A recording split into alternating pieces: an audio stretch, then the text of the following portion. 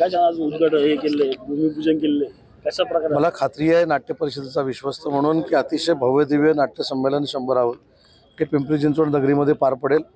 कारण पुणे जिल्हा हाच खरं तर सांस्कृतिक चळवळीचा एक भाग आहे आणि 100वे नाट्य संमेलन याची सुरुवात या संपूर्ण परिसरामधून होते आणि याच्यानंतर विभागीय देखील नाट्य संमेलन आहेत आणि याची सांगता रत्नागिरीमध्ये होणार आहे. मला वाटतं की अतिशय चांगल्या पद्धतीचं उच्च दर्जाचं नाट्य संमेलन हे इथं होईल. जरांगेंची आज सभा आहे, काय वाटतं आरक्षणासाठी?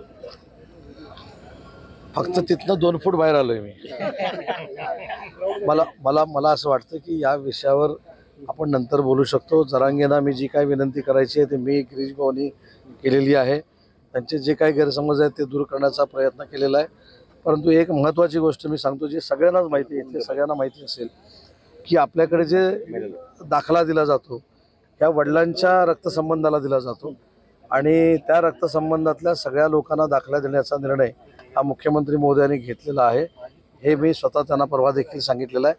आता सगळ्याच गोष्टी मी इथं सांगत नाही, परंतु त्याच्यातनं ते समजूतदारपणे मार्ग काढतील याची खात्री आहे. इंद्रायणी नदी संदर्भात विधानसभेत घोषणा आली, काम कधीपर्यंत सुरू होईल?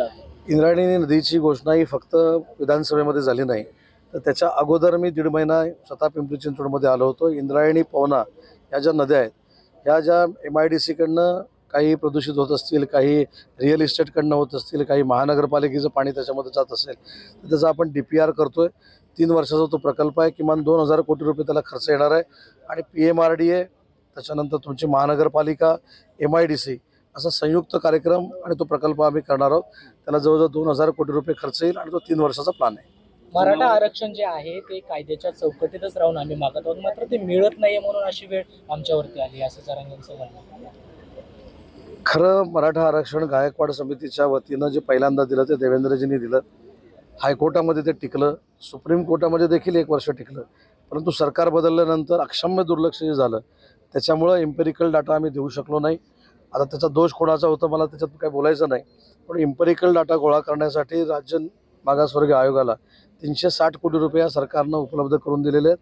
आणि मला असं वाटतं की इम्पेरिकल डाटा ज्यावेळी आम्ही सुप्रीम कोर्टामध्ये दाखल करू त्यावेळी पुन्हा एकदा टिकणारं आरक्षण मराठा समाजाला मिळेल आणि त्याच्यासाठी 1 दिवसासाठी विशेष सत्र भरवायचा निर्णय देखील मुख्यमंत्र्यांनी घेतलेला आहे. जरांगे पाटील आणि भुजबळांमध्ये शाब्दिक नेहमीच चकमक सुरू आहे, यामुळं वाटत नाही की दोन्ही समाजामध्ये तेढ निर्माण नाही. याच्यामध्ये दोघांनाही हात जोडून विनंती आहे की समाजामध्ये तेढ निर्माण होणार नाही. कारण शेवटी OBC समाज असेल, मराठा समाज असेल, हे सगळे एकत्र आजपर्यंत राहण्याची परंपरा ही महाराष्ट्राची परंपरा आहे आणि त्याच्यामध्ये कुठं वाद निर्माण व्हावं अशी वक्तव्य टाळली गेली पाहिजेत.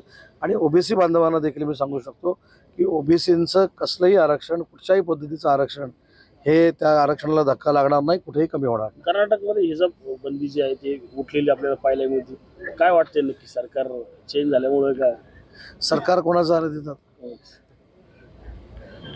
काँग्रेस. सर मग आणि काय अपेक्षा करायची आपण?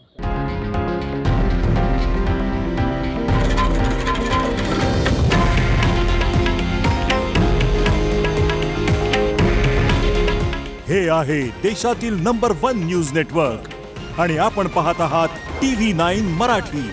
काळजी तुमची, हित महाराष्ट्राचं.